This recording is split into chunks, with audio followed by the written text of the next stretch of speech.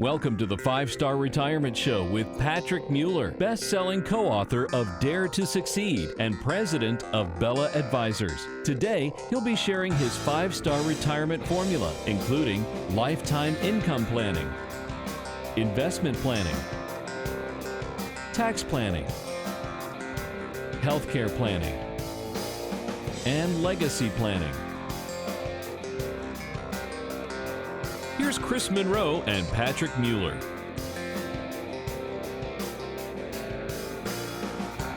Welcome to 5-Star Retirement. I'm your host, Chris Monroe, alongside Patrick Mueller. Why do I always want to mess up your name, Patrick? I don't know why it's so hard for me to say Mueller. You know, it's just the story my whole life. Bueller, or the latest thing. Are you the Robert? Are you related? No. Are you related to Robert Mueller? You get that now. Well, of course, I get the Marilyn Monroe thing all the time. Which I wish, but no. I hadn't put. Let's just put that to I rest haven't put right that now. together yet. So that's no affiliation. The to President Marilyn Monroe. No, I don't own Monroe County or Monroe Drive or any of that stuff either. Monroe Tires. No, I don't. Monroe Shocks, the shock company. Yeah. Man, I wish I owned some of that. We're back today with Patrick Mueller of Bella Advisors. And again, we're going to have a great conversation about how you can retire the 5-star way. And let's talk before we get started into our segment here about what each point of that 5-star is. Sure. So how we came up with the 5-star retirement is there are 5 areas to retirement planning, and we got to have a strategy and a plan for each one of those different areas. So the first star is your income plan. How do you replace your paycheck when you retire? Now you're unemployed for the next 25, 30 plus years. How do we create that income that you need that's going to maintain your lifestyle for however long that's going to be? And then the next star is your investment plan. How are your investments designed to help you accomplish that? How much risk are you taking? How much are you paying in fees? How much volatility is in your portfolio? And then we take a look at taxes.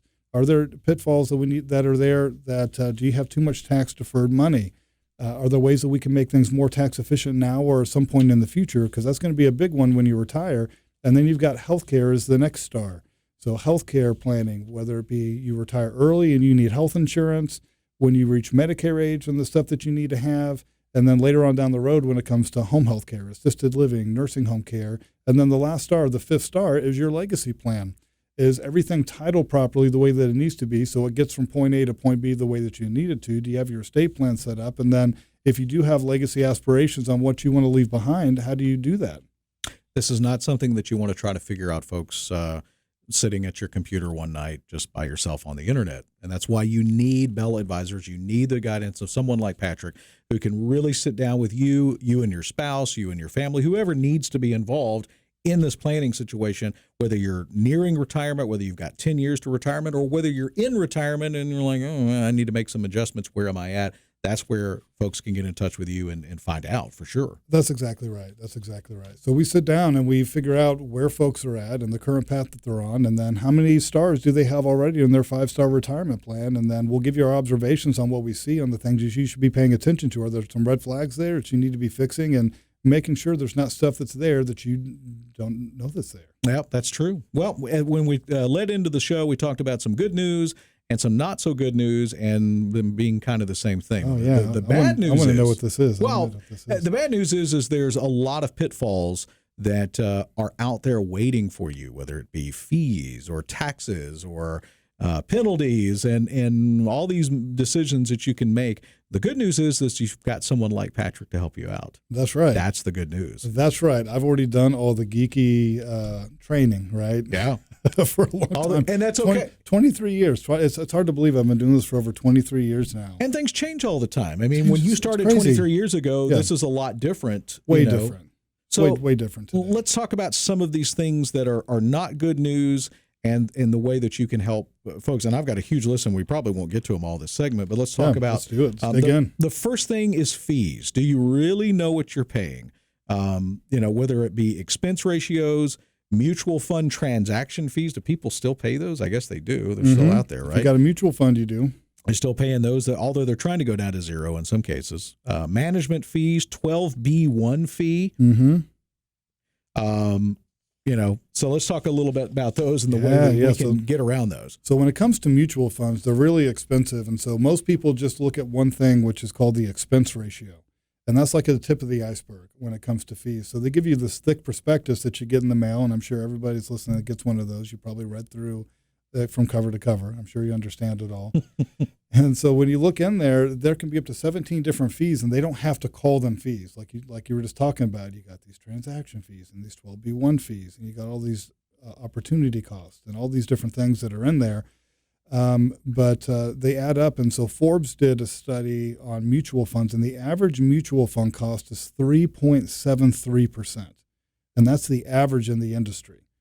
So the expense ratio was a little bit about over 1%, but all the hidden costs were like another 1.5%. And then the tax inefficiency costs that are in there was another 1+%. Wow. And I try to use this analogy that's kind of like having an amazing racehorse. You could have a great racehorse, but if you got a 373-pound jockey riding on top of your racehorse, guess who's not winning any races? You're going to be lucky if that thing makes it around the track. That's why jockeys are, 4'11", and that's why they're so tiny. 65 pounds. Yeah. Right. Yeah, that's true. That's very true. And it's one thing that I never knew because, the first thing when we go shop mutual funds is we're looking for expense ratio and the return rate. That's right. And whether it's over a 10-year period or whatever. So when we see a rate of return, is that before expenses or after expenses in a prospectus or an online? It's minus the expense ratio, but all the other additional expenses a lot of times are not included. Included in that. So you can shave another 2% off of there generally. That's right. So they say that over I want to say over a 20-year time frame that mutual fund companies end up taking 60% of your returns, and they're taking 0% of the risk.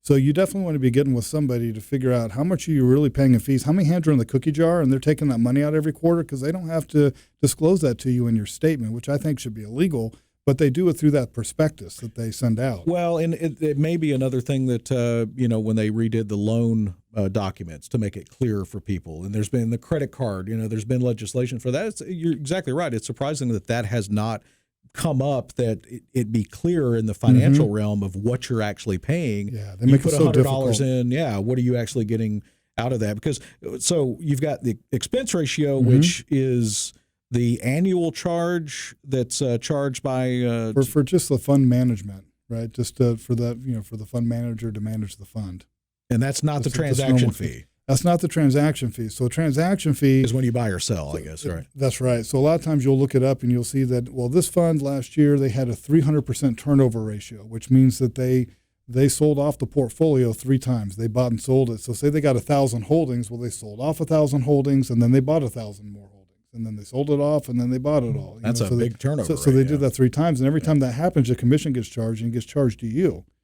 And then people don't really realize how that eats up your returns, eats up your money. Especially as you become wealthier, you gain more wealth. These are pitfalls that you're going to easily, need to find ways to save that money. Yeah. So if you think about it, if the average mutual fund cost is 3.73% that's out there, you don't realize that you're paying it.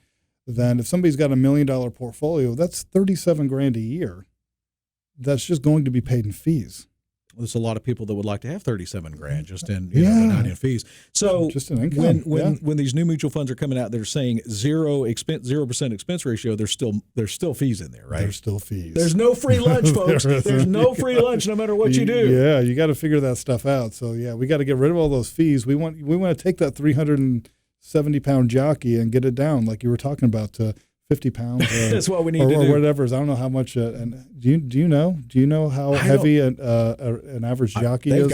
They've got to be under 100 pounds, I would imagine, right? Got to be. Or right at it. So those are little tiny people. So there's so much going on. A 12B1 fee. Wow, this sounds governmenty. Yeah, so that's a marketing expense. So that's the money that they charge you just so they can market their fund.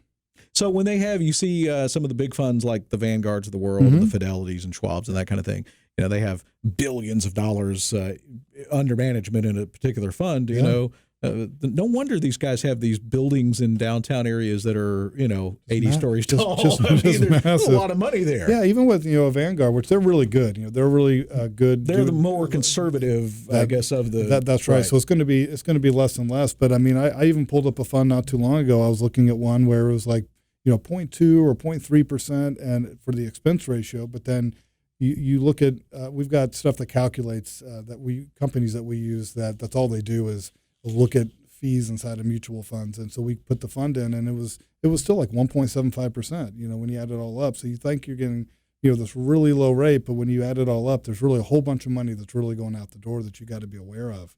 So if you're in a 401k and your investment choices are limited at work, I guess just trying to find the one that has the lowest of the total fees of all of them. Yeah, you want to do the best you can with what Sure. you got. And that's why it's so important that if you've got a 401k, that when you hit 59.5, because you've got those 401k platform fees that they're charging you just for the admin for being on their 401k platform. So if you've left a company and there's a dormant 401k, or you hit 59.5, you're allowed to do what's called an in-service rollover, and you can actually roll that over to your own individual IRA. So even if it was with the same company, like a Vanguard or a Fidelity or whatever it might be, and you rolled over into your own individual IRA and you were invested exactly the same way, you're at least getting rid of those admin fees.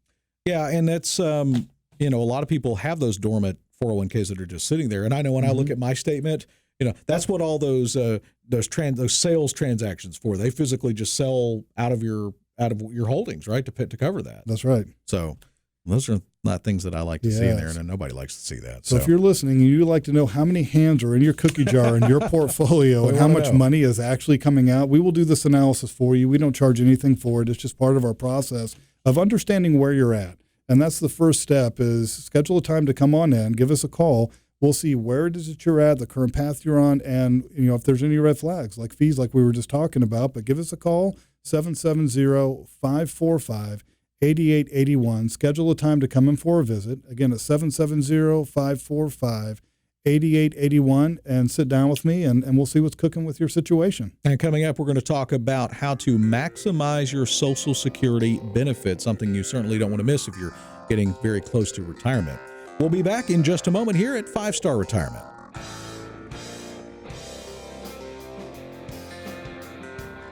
Welcome back to 5 Star Retirement. Chris Monroe, Patrick Mueller of Bella Advisors. As always, here another great show underway, and we're certainly glad that you're with us. We'll, of course, tell you how you can get in touch with Patrick and his team and get your retirement on track to being a 5-star retirement and not a 1 or 2-star retirement, because let's face it, we want a 5-star hotel and not a 1-star hotel where we've got to worry about bed bugs. That's right. No bed bugs in the retirement plan. No bed bugs. All right. That's what we're going for. So, all right. This is about Social Security in this segment and maximizing the benefit. So in 2019, the average Social Security benefit for a U.S. retiree is $1,461 a month.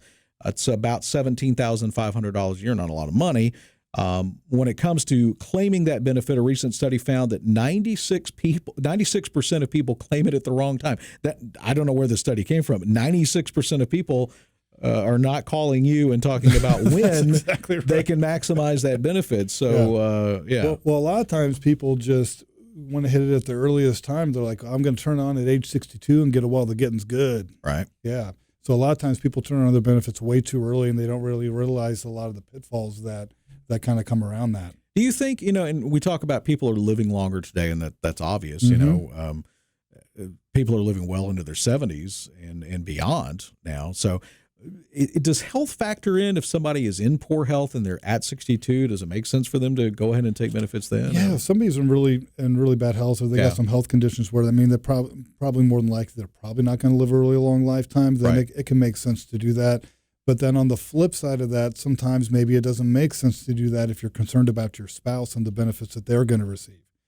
Because if one spouse predeceases the other, you don't continue to keep both Social Securities. You get to keep the higher of the two. What?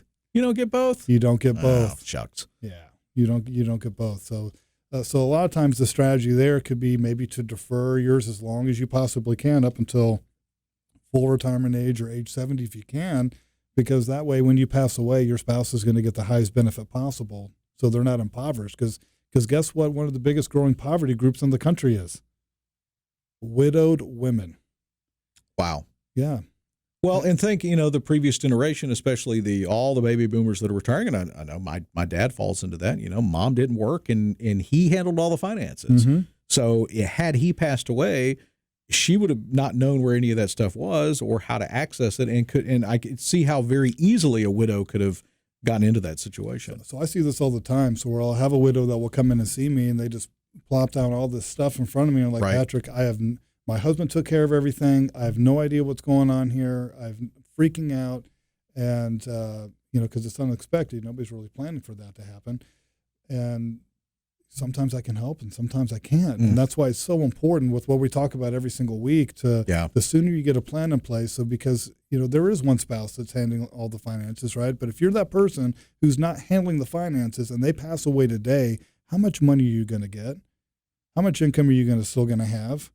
Where is the stuff that you need to do to get this in? Like where does it belong? Yeah. How do you access it? And it's that subject that nobody wants to talk about. It's one of those taboo things. It's a taboo Yeah. subject. Nobody wants to talk about it, but guess what? We all headed to the same fate. So you better talk about it. And the sooner you can get, you don't want to leave. Nobody wants to leave a spouse or a loved one in a bad situation, but I'm sure you see it happen all the time, like you said. All the time. Yeah. All the time. And like you said, mortality is 100%. So, I mean, so we will have clients that pass away, right? Sure. But we've already got a plan in place in those cases. It's the stuff that breaks my heart when people come in where they have no idea what's going on and their husband didn't take care of them, right? They didn't put the pieces into place and they didn't have a good plan, and that just sucks. So the sooner that you can get, if you're the one who's not taking care of the finances, or if you're listening, you are the one taking care of the finances, making sure that your spouse is going to be taken care of. Making sure you're taking those steps to ensure that if something happens to you, if you pass away today, how are they going to take care of themselves? And I really hope, Patrick, that this show to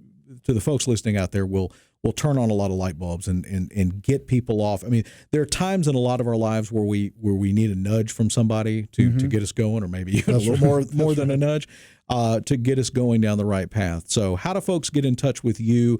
They've heard this. They're like, yeah, man, we really need to get this. This needs to be a priority. How do they get it set up with you? Yeah, you just got to pick up the phone and give us a call. It's 770-545-8881. Again, that number is 770-545-8881, and schedule a time to come in for a visit, and we'll sit down and help you understand where you're at, the path you're on, and if one spouse predeceases the other, how you're going to replace your income, and making sure that you got that plan in place to make sure that your spouse is always going to be taken care of. And some tips for maximizing Social Security as we continue with that topic in this segment.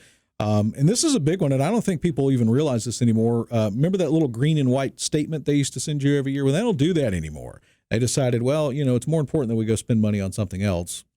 So you have to go to My Social Security now, I believe, and register online. That's right. You got to go to socialsecurity.gov and then register your account, and you can look at your benefits that way now. So making sure that you're just not trusting the government, that they're just right, and making sure that especially long before you retire, that you create that account, that you're looking at that statement every year. And I think once you get signed up, they send you an email and let you know that your new statement's available. But I bet there's a lot of errors on there that don't get caught, and that could affect somebody's retirement. Yeah, I mean, I'm sure the government's really accurate about always 100% accurate. All the always. reporting, all the time. Yeah. 100% accurate all the time.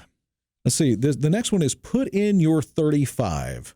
The best way to maximize benefits from Social Security is to put in your highest 35 years of earnings. So it pays to stay in the game until you've hit at least 35 years of service. Oh, that's really funny the way you put that.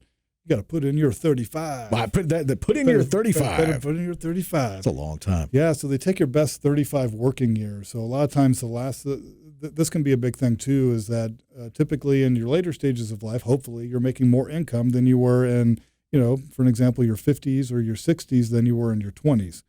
And so those bigger earning years can really kick up your Social Security benefits and help you in your, when you're putting your 35 together. Well, I mean, it's hard, but I will be at 30 years in radio TV next year. Wow. That's pretty impressive. I started when I was 17. That's a long time. Wow. I'm getting old, Patrick. Getting really old. You're going to get nostalgic here? I'm starting to get a little misty, maybe. We talk about this all the time. Work longer and delay claiming Social Security. And it's one of those things, we talk about a lot. But people get to the point where, let's say you're at 61, 62, and you're just kind of at burnout. And there are some people that get there. They're just, and they're ready for a change, but they don't want to go into another career, or it could be really difficult to know what's best emotionally, psychologically, and financially, I guess, when you got to think about the toll it's taken on your health. I see a lot of people like that where they're like, Patrick, it's just too much stress. I can't take it anymore on my body. And And that's okay. You can switch. I've got a lot of people that switch gears and they'll go do something part-time, something that they really enjoy doing. Focus on something you really enjoy doing. And there's so many things nowadays with the internet that you can do. I mean, people can buy and sell stuff on eBay, and you can do all kinds of different stuff to kind of create additional income that you wouldn't believe how much So money many you can make by doing opportunities. that. Or you could always go back to school. You could. There's other things you could do that Learn a new trade. Yeah, or something else. I mean, you should always be learning. This is on this list. Delay your divorce. It's on the list. So while it's not always workable, this can be a good financial decision to reach the 10-year mark in marriage. A divorced person can claim spousal benefits only if the union lasted long enough to hit that magic number for the Social Security Administration. Yeah, that was the only one I was going to think of while you were saying that. Of why you would not want to get your divorce if you really want to be getting a divorce. I mean, I guess holding your marriage together to maximum. I guess it's a strategy. We got to get to the 10-year point, honey. We're doing it for the kids and for our Social Security. Yeah. So what happens at 10 years is that entitles your spouse to half of your Social Security benefits, to where they'll get a spousal benefit. So especially if one spouse was working and the other spouse was taking care of the kids, then they hadn't been paying into Social Security. So you got to make sure you're married at least 10 years, so you're entitled to those Social Security benefits, and making sure that you at least get that going for you. Yeah, and that makes sense. Take Social Security while on unemployment. If you've been laid off and are old enough for Social Security, you might be able to receive unemployment and Social Security benefits at the same time, based on each state, I guess. It says it's state specific. So that's something new for me. I didn't know that. Yeah, you just got to be aware that if you're taking it before full retirement age, that those unemployment benefits are not going to be more than $17,000 a year, because then they'll start penalizing you on counting that as income and penalizing you on your Social Security benefits. But yeah, if you're full retirement age and that happens, then yeah, you can kick on those benefits and you can get both. I like that. That's a good sound of that. And if you have lost a spouse, if you've had that happen, seek the survivor benefits. So one spouse can, if one spouse depreciates, the other spouse can get half of those benefits. Half of the benefits. So it's not the full. Oh, I'm sorry. I must have misheard it. If your spouse or even your ex has died, you can collect their benefit amount if it's greater than your own. Yeah. So if you hit that 10-year mark, right, and your ex passes away, right, then yeah. So or if your spouse passes away, then you get their full benefits. You lose yours, but you'll get their full benefit. So that can be some light at the end of the tunnel for some of you disgruntled divorcees. Right? We're at 9 years and 10 months. We just got a few more.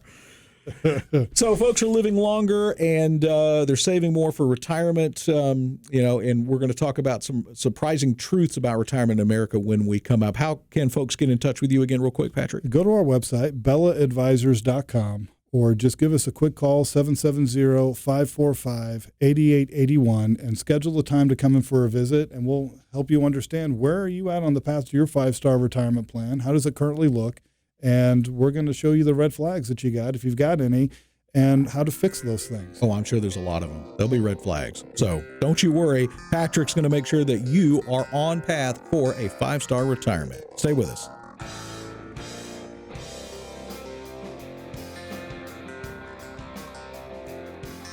Welcome back to 5-Star Retirement. Chris Monroe, Patrick Mueller of Bella Advisors, and a lot of folks are not doing what they need to do for retirement, even though we know that we're probably going to live a lot longer than our retirement age, whether that is in our 60s or even 70s. We could live, conceivably another 10 or 20 years. But people are still not making the adjustment and delaying, putting off, making a financial plan, getting set up in retirement.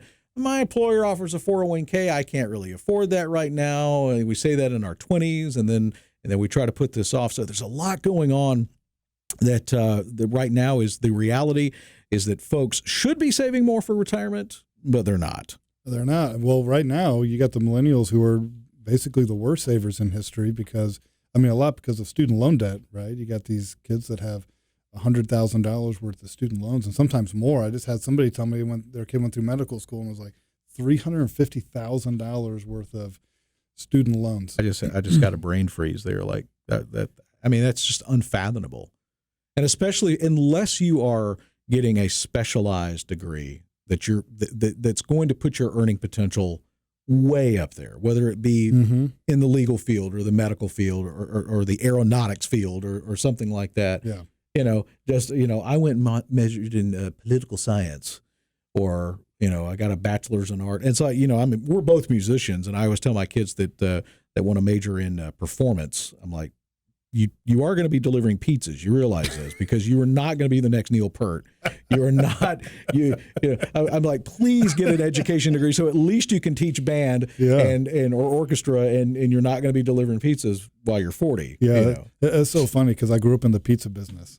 My dad owned pizza restaurants. Really? Yeah. Nothing wrong with that. So I can totally spend pizzas, and I've delivered my fair amount of pizzas. I bet you've delivered a lot of pizzas. And yeah. I mean, you got. But you don't want to be doing that at our age, but right? Yeah. When you're trying to support a family, so there's a lot of things that you have to take into consideration.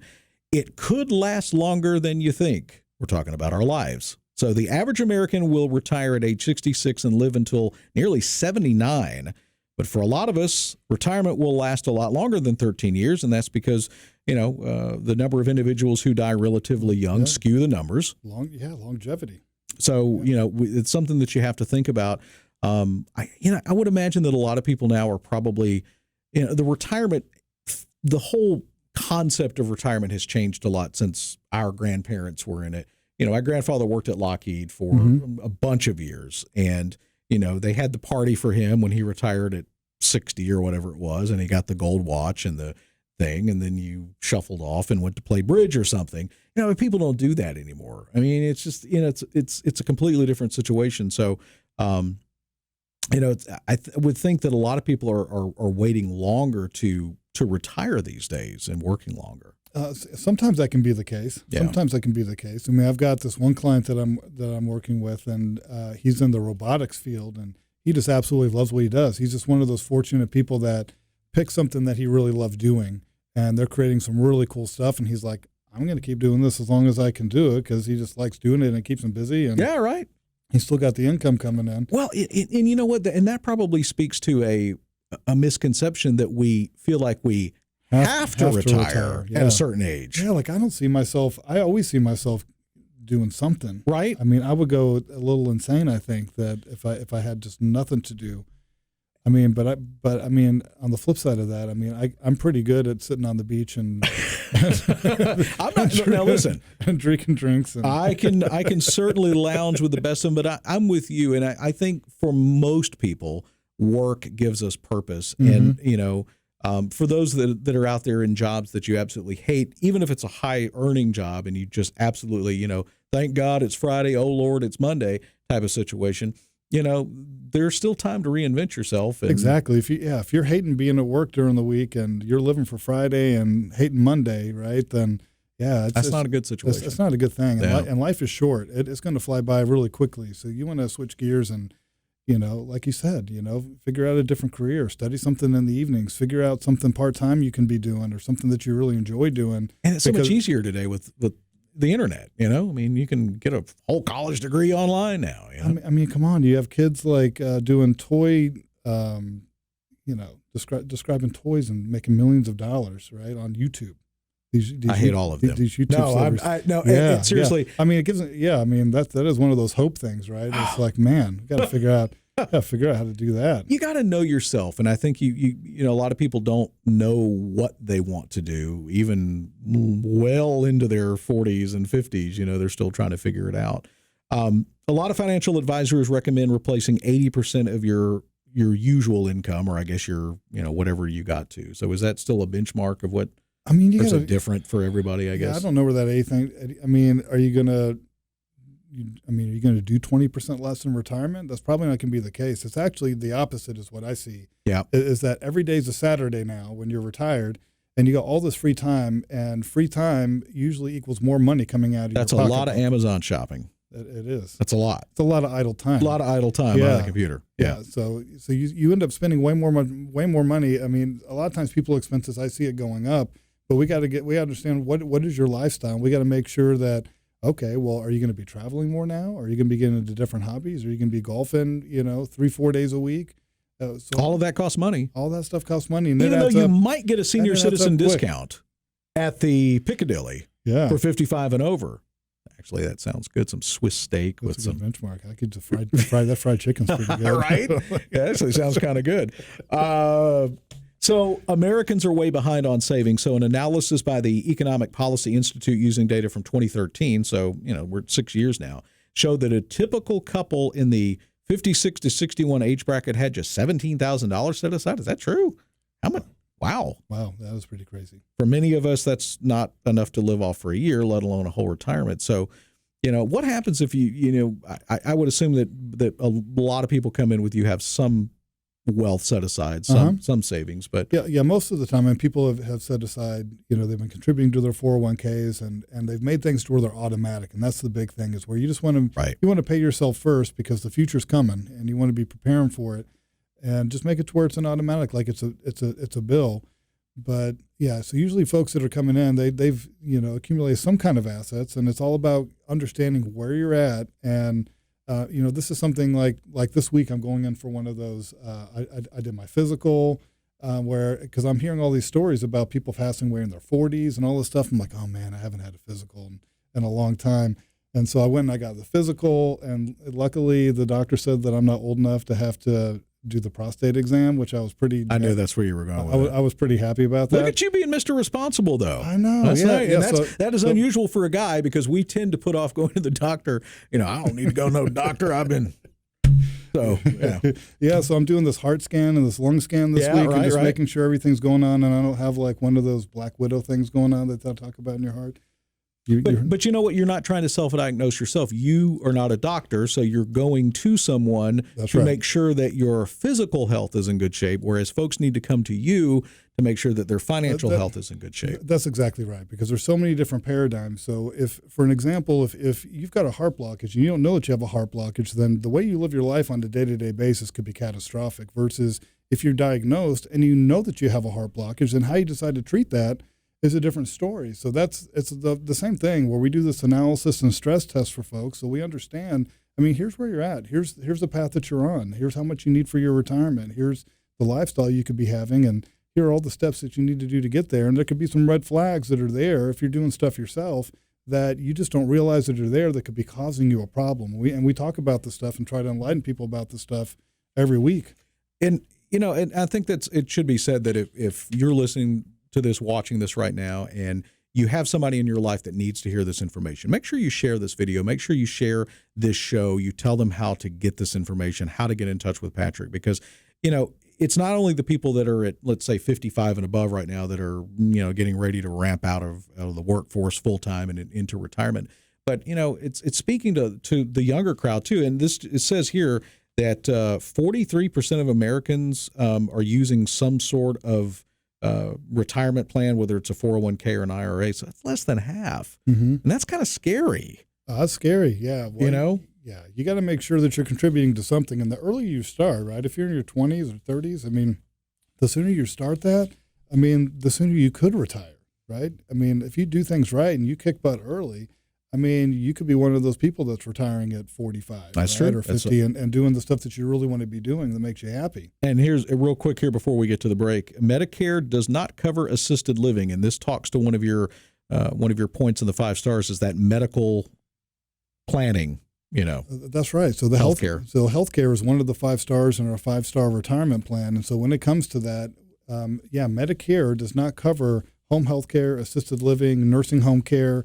And it's extremely expensive around Atlanta. I want to say it's about $8,000 a month for a nursing home, and I want to say that's even for a semi-private room. Right. I don't even think that's for a private room. So it's even more than that, and especially if you need specialty care.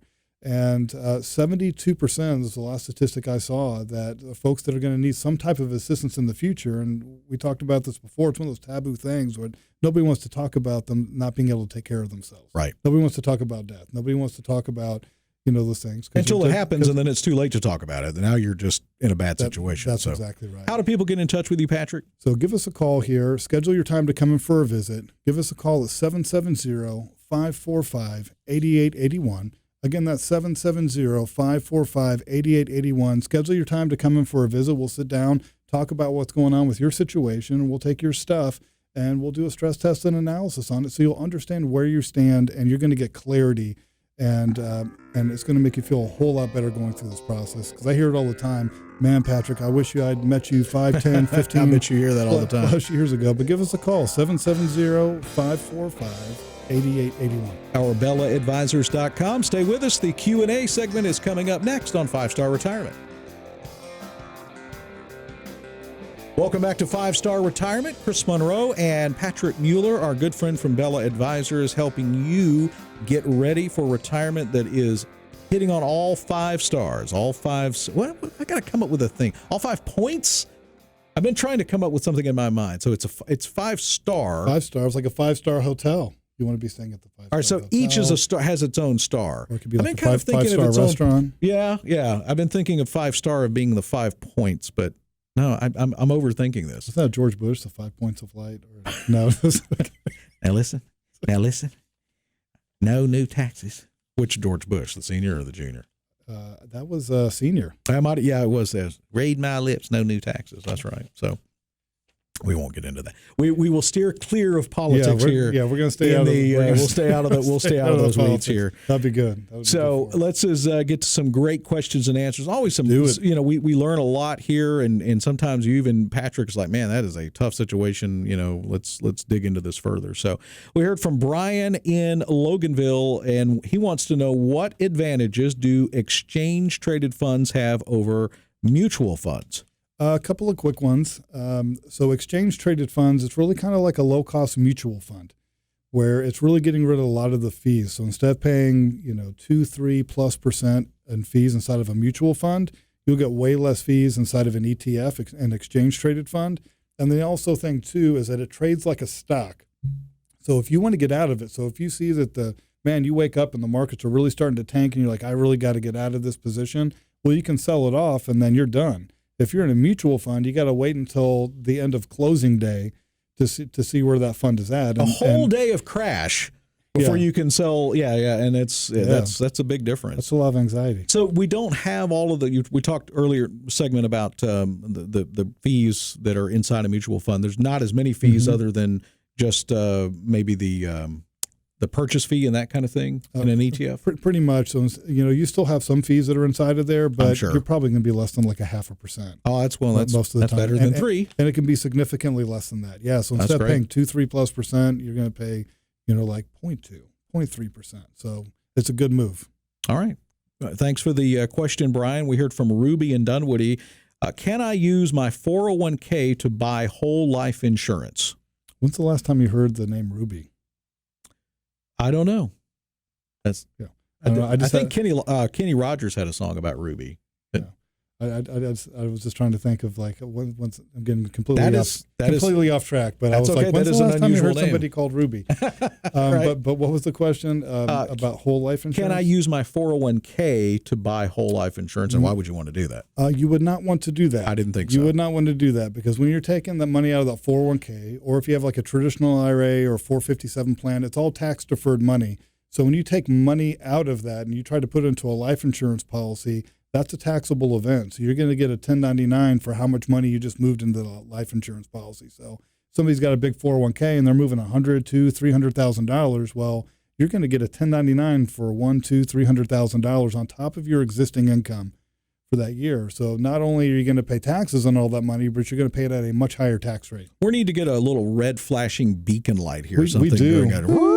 Yeah. When somebody's about to make it's kind of like Star Trek or something like that when you're being attacked, when they're being attacked. Exactly. Yeah. And these are the kind of things that people would do. And by the way, I know there's a lot of whole life insurance products that aren't really good for folks either out there too. I mean, there are some that are good. There's some that can be really rip off. You got to be so careful with that stuff. And that's why you really want to make sure that you're dealing with somebody that specializes in retirement and retirement planning when it comes to that stuff, because I just see all kinds of bad stuff coming through the door. Yeah, there's a lot of it out there. A lot of people that are trying to take your money and not help you out. So Thanks for the question, Miss Ruby. We heard from Alonzo in Douglasville. What does period certain mean on an annuity contract? The complex language of the contract is tough to understand. A look at payout options. It looks like there's a cutoff age. I didn't have a current advisor with the annuity company. Yeah, so super important. So a period certain means that it's going to pay out to somebody for a certain period of time. So for an example, so typically when you're taking out that kind of an annuity, then you're getting a lifetime payout for your lifetime, okay? But if you pass away prematurely, then you have this period certain of like 5, 10, 15, 20 years. So let's say it's 20 years. You'll take a little bit lesser money each month, but if you pass away early, instead of the insurance company keeping your money, it's going to pay out to somebody that you list as a beneficiary for the next 20 years or that period of time.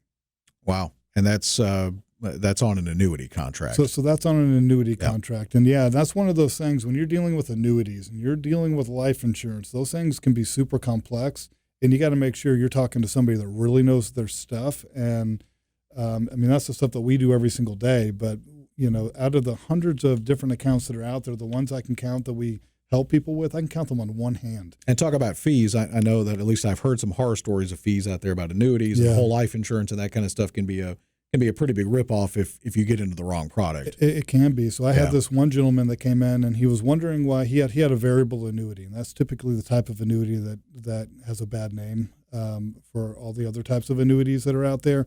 But he had a variable annuity, wondering why it wasn't growing. And I said, well, how much are you paying in fees in this thing?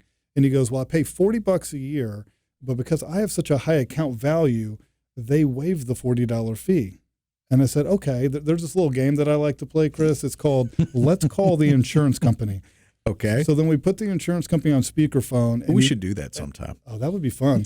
And you just have to know the right questions to ask. Right. What are the mortality and expense fees? What are the sub-account fees? What are the rider fees? And so we started adding up all these fees, and he was paying a minimum of 5% in fees. So he had about $600,000 in this account. So he was paying $30,000 a year just to have the money sitting there.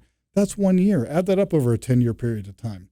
And he had this thing about 8 years and wondering why this thing wasn't growing for him. Yeah, well, it was growing, but it was growing the bank account of the insurance company. Sure. That's right. Wow, my goodness. Thanks for the question, Jim. Yeah, good one. We heard from Claire in Vining. Should I move my IRA away from a place that charges a 2.5% fee? Speaking of which, this seems high to me. I'm not sure how to tell if I'm getting my money's worth. I'm planning to retire in 3 years at 67. Oh, man, get that thing out of there. Yeah. So you can do a rollover. You can just do an IRA to an IRA transfer over to another company and get rid of all those fees. Those fees sound really high. 2.5%. And again, people may have signed up for something that they saw on a web ad, or they may have gotten a mailer and it sounds great and we'll give you a free toaster if you sign up for an account, or $100 bonus and all this, but man, there's no free lunch. And, you know, you get caught into these fees. And just like the other, you talked about the person in that annuity, you know, spending $30,000 a year in fees, didn't even realize it. Has no idea. And so they give you that big stack of papers or prospectus or a big stack of papers, and nobody ever looks through that stuff. And if you do, I mean, there's all this legalese that's in there, and you have no idea what in the world they're talking about. So it makes it really tough. We heard from Jeremy in Canton. He's 61 years old, never married, no kids. How much retirement planning do I really need to do, since I don't care if there's any money left for anyone when I die? Well, you got to make sure that there's money left for you. That's a good point. So he's 61. I mean, if he's in good health, he could live, a long time. I mean, come on, man. People are living until their 90s, well past age 100. I mean, there's more centurions. Is that what Centurions? Centurions, Centurions. I think. Yeah. Than greeting cards or birthday cards, right, than any other time in history. I mean, that's amazing. Yeah. So, I mean, people are living longer than ever. Doctors are keeping us ticking. So, yeah, I mean, you're 61, but if you really live a really long time frame, you might not be concerned about legacy. So there are ways that you can set things up to where you can maximize and guarantee that you're not going to outlive that money and really live it up. But you want to make sure that you're definitely going to be taken care of the rest of your lifetime, and you're not going to impoverish yourself. So in his case, the 5 stars, you would just take one of those and put it back somewhere else that was more important to him. That's exactly right. I mean, so legacy may not be important to him, but I'm sure it is for a lot of people. Yeah, but he wants his income, right? So that income plan, then we maximize it so you can spend and enjoy your money at the highest level possible. Absolutely. For however long that's going to be. Alex in Alpharetta says, how do I roll over a simple IRA to a Roth IRA? So typically with most companies, they'll have a form that you'll fill out to where you can just start up a Roth IRA account and you can move it over. But if you're moving your money from a simple IRA or a 401k or any of these tax-deferred accounts, you got to realize whatever you're rolling over into your IRA, you're paying income tax on that money now. So you want to make sure that's not throwing you up into a higher tax bracket and you're going to have to pay way more in taxes than you should have to pay. And see, this is why all these questions, you need to come in and you need to sit down with Patrick, who's going to sit face to face. I know this is a new concept, folks. This is not an internet thing or a questionnaire. This is a real live human guy with, what'd you say, 23 years of experience in this, and has seen the ups and downs and what's going on and the trends and things that you need to do to live a 5-star retirement. So how do folks get in touch with you, set up an appointment to come in and get you and them and the spouse in front of you? Yeah, so you just got to pick up the phone, give us a quick phone call, 770-545-8881. Again, that's 770-545-8881. And I say this all the time, that what if 45 minutes could change the next 45 years of your life? And so you just got to come in. We're going to sit down, take a look at where you're at, do that stress test and analysis, just like I'm doing on my health this week, and see where you're at, see if there's any problem areas and if there's things you should be paying attention to, and you're going to gain clarity on your current situation. And just like the show every week, I'm sure you're going to learn something new that you didn't know before that's going to be helping you as you move forward. So just give us a call, 770-545-8881. Personal responsibility and accountability, it's a lost art today, but it's something that you have to take charge of for your family. It's so important. So, Patrick, another good show, my friend. Always good to be with you here. Getting better and better. Absolutely. And we're glad that you joined us. Make sure that you let somebody that you love know about this show. Make sure that you pass along this information to them as well. For Patrick Mueller and Bella Advisors, I'm Chris Monroe. Thank you for joining us. We'll see you next time on 5-Star Retirement.